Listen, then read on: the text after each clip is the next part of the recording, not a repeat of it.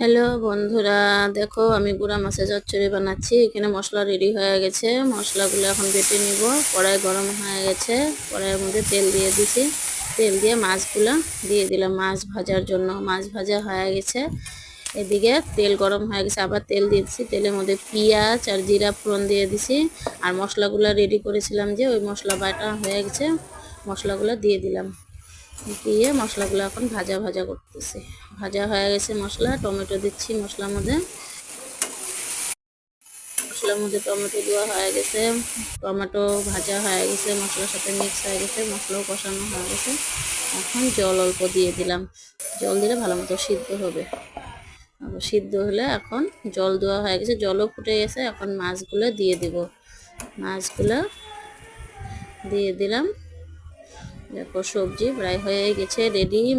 গুঁড়া মাছের কষানো, মিশালি মাছের কষানো সবজি রেডি। দেখো দেখো খায় দেখো একবার, ভালো